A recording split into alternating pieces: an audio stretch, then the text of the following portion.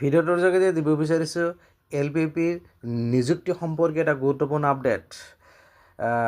ইতিমধ্যে প্ৰকাশ পাইছে DW অধীনৰ LPPৰ প্ৰভিশ্যনেল মেৰিট লিষ্ট অৰ্থাৎ special recruitment drive SRD second ফেজৰ প্ৰভিশ্যনেল লিষ্ট প্ৰকাশ পাইছে।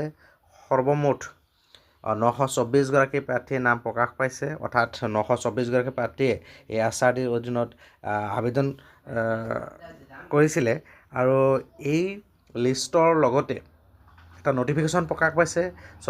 এই লিষ্টত একাংশ প্ৰাৰ্থীৰ উইথহেল্ড আছে। উইথহেল্ড প্ৰাৰ্থীসকলে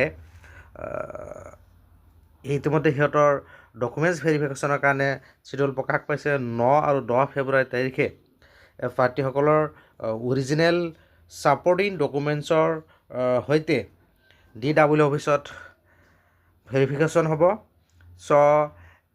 এই সম্পৰ্কে এটা নটিফিকেশ্যনো প্ৰকাশ পাইছে। ইয়াতে চাওক, provisional list for the post of teacher of LP and UP school against the advertise for special recruitment drive 20 অৰ্থাৎ ছেকেণ্ড ফেজত ইতিমধ্যে এটা ফেজত SRDৰ ইতিমধ্যে এপইণ্টমেণ্ট হৈ গৈছে, যিটো 28 অক্টোবৰ তাৰিখে 2025 চনৰ অক্টোবৰ তাৰিখে যিখন DWৰ অধীনত নটিফিকেশ্যন প্ৰকাশ পাইছিলে, বিজ্ঞাপন প্ৰকাশ পাইছিলে, সেইখনৰ প্ৰভিশ্যনেল লিষ্ট প্ৰকাশ পাইছে।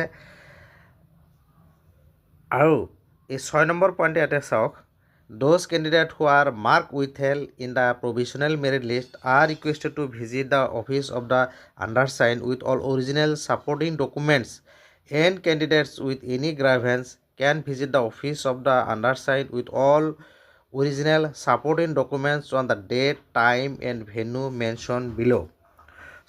যিসকল প্ৰাৰ্থী উইথহেল্ড অৰ্থাৎ বা কাৰোবাৰ যদি গ্ৰাভেন্স আছে, এই প্ৰাৰ্থীসকলে 9 আৰু 10 তাৰিখে এই প্ৰাৰ্থীসকলৰ ডিৰেক্টৰ অফ এলিমেণ্টাৰী এডুকেশ্যনৰ যিটো অফিচত এই প্ৰাৰ্থীসকলে সকলো ছাপৰ্টিং অৰিজিনেল ডকুমেণ্টছৰ সৈতে ভিজিট কৰিব পাৰিব। No documents verification or withheld candidate